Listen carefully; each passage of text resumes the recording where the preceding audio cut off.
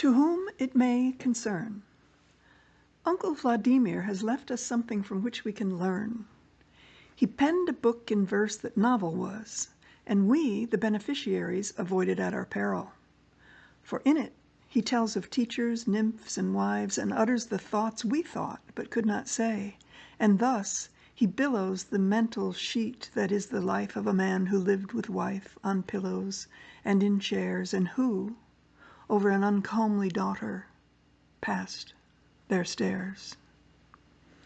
Vladimir, portly as Hitchcock, wrote in English, forsaking the warm Russian schlock to chortle at the foibles of those who think that they in universities do not stink as do the unwashed who live without degrees, who just watch television with Afghans on their knees, while they, in Gothic towers, think lofty thoughts of all that is and of all the many oughts.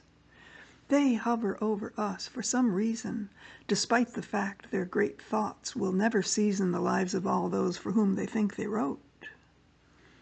Forsook, forsooth, forsoot, and therefore why do we think so very much before we die, when it's about the end of Act 5 that we really wonder, when will intimate death our doorbell ring, suppressing the under roof into a poof when surely our thinking shall cease?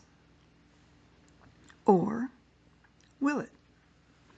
It's a pale fire, and then paler will it be, never to consume more intimate history, never more to creep or twist or twirl through logs, wondering if a boy would ever meet this girl. Who would think of her, yes, the very lift of my very nose, or my voice's cadence, or my toes, or with what pleasure I sometimes can drink a tea?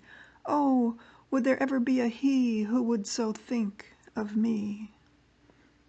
These thoughts, and more, dear uncle wrote in this book, while we from other shelves books took, and we read those, or abandoned them, or sometimes lent a tome or two which destiny sent to us to pour into our holes, yearning to be filled, so sang our souls, when all along pale fire was there.